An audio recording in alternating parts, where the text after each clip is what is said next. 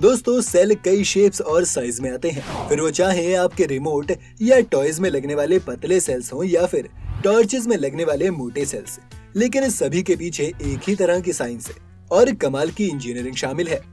Sales electricity को store करके रखने का सबसे पोर्टेबल तरीका है, लेकिन क्या आपने कभी सोचा है कि इन बैटरी सेल्स के अंदर क्या चल रहा है, कैसे इन्हें फैक्ट्री में बनाया जाता है और किस तरह से ये काम करते हैं? अगर नहीं तो बस बने रहिए वीडियो के अंत तक हमारे साथ, क्योंकि आज हम इन बैटरी सेल्स के बारे में आपको सब कुछ बताने वाले हैं। लेकिन वीडियो शुरू होने से पहले अगर आप चैनल पर नए हैं या आपने अभी तक चैनल को सब्सक्राइब नहीं किया है तो चैनल को सब्सक्राइब करना और बेल आइकन दबाना बिल्कुल ना भूलें। पहले जान लेते हैं कि एक सेल के अंदर होता क्या क्या है। हर एक सेल को एक पॉजिटिव और नेगेटिव साइड चाहिए होती है, जिन्हें कैथोड और एनोड कहते हैं। अगर आप एक सेल की आउटर कवरिंग को हटा दें तो आपको इसके अंदर एक स्टील या निकल से बना सिलेंडर नजर आएगा। इस सिलेंडर के अंदर सबसे पहले मैग्नीशियम ऑक्साइड और ग्रेफाइट की एक लेयर होती है। ये लेयर एक पॉजिटिव चार्ज को रिप्रेजेंट करती है। कैसे, इसका जवाब हम आपको आगे बताएंगे।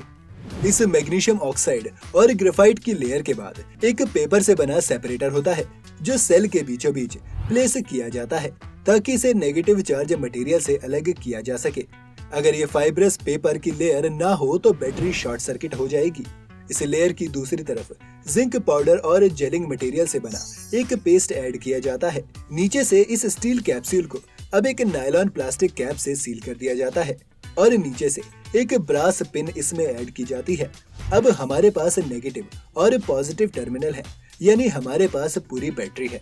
जब इस बैटरी के दोनों टर्मिनल्स पर वायर लगाई जाती है और एक क्लोज्ड सर्किट बनता है, तब नेगेटिव साइड जहां पर इलेक्ट्रॉन्स की भरमार है वो पॉजिटिव साइड की तरफ जाने लगते हैं जहां एटम्स की कमी है।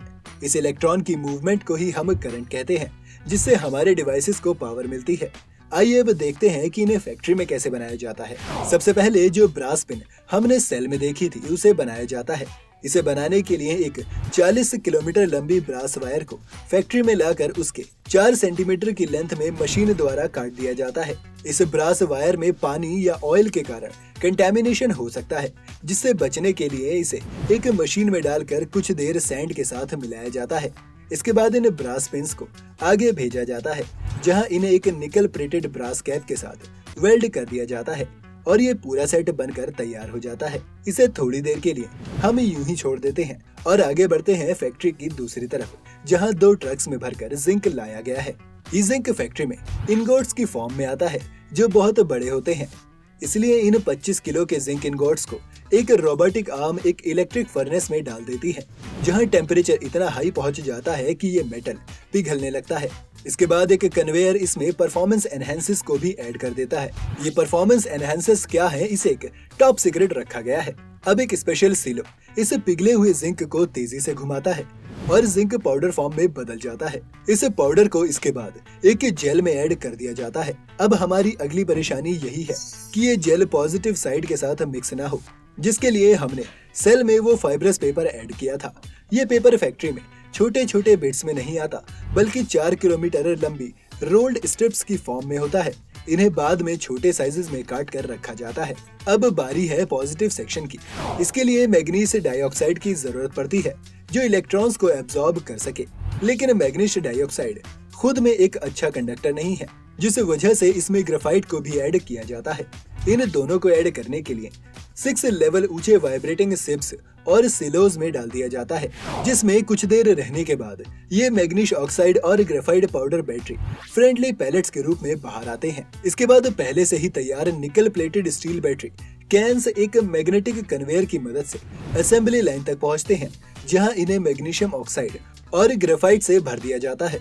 इसके बाद वाइब्रेटिंग बॉल्स और कन्वेयर्स की मदद से बाकी के कंपोनेंट भी असेंबली लाइन तक पहुंचते हैं और एक बड़ी सी मशीन में सबसे पहले इन कैन्स को डाला जाता है, जिनमें फिर सेपरेटर पेपर को ऐड करके एक एल्कलाइन सॉल्यूशन को स्प्रे किया जाता है। इन कैन्स को आगे भेजा जाता है ताकि इस सॉल्यूशन को एब्जॉर्ब होने का वक्त मिल सके और फिर नोजल्स की मदद से इसमें जिंक जेल को ऐड कर दिया जाता है। इसके बाद हमारी करंट कलेक्टिंग पिन्स जो हमने शुरुआत में बनाई थी वो इसमें ऐड हो जाती हैं और ये पूरा सेटअप आगे बढ़ता है। जहां एक हाई स्पीड कैपिंग मशीन इन्हें सील कर देती है। आगे इन सभी बैटरीज को कन्वेयर बेल्ट की मदद से आगे भेजा जाता है। रास्ते में इनका इंतजार कर रही होती है एक टेस्टिंग मशीन, जो हर एक बैटरी को टेस्ट करती है और ये इस तरह से डिजाइंड है कि अगर इसे किसी भी बैटरी में कोई फॉल्ट नजर आता है तो वो उसे लाइन से बाहर कर देती है। आखिर में ये लेबलिंग मशीन तक पहुंचते हैं, जहां सबसे पहले लेबलिंग स्टिकर्स के रोल्स को मशीन में लोड किया जाता है और फिर तेजी से एक हाई स्पीड लेबलिंग मशीन इन बैटरीज पर कंपनी का लेबल लगा देती है और ये बैटरीज पैकेजिंग के लिए पूरी तरह से अब तैयार हैं। तो अगली बार अगर बैटरी खत्म होने पर आप अपने रिमोट पर अपना गुस्सा उतार रहे हो तो याद रखिएगा कि ये बैटरीज कितना लंबा सफर तय करके आपके रिमोट तक पहुंची हैं। क्या आपने कभी सोचा था कि एक बैटरी को बनाने में इतनी मेहनत लगती होगी? अगर आप किसी और प्रोडक्ट की भी मैन्युफैक्चरिंग या वर्किंग देखना चाहते हैं तो अपने सुझाव हमें कमेंट बॉक्स में लिखना न भूलें। उम्मीद है आपको इस वीडियो से काफी कुछ नया जानने को मिला होगा। अगर आपको ये वीडियो पसंद आया हो तो वीडियो को लाइक और चैनल को सब्सक्राइब जरूर करें।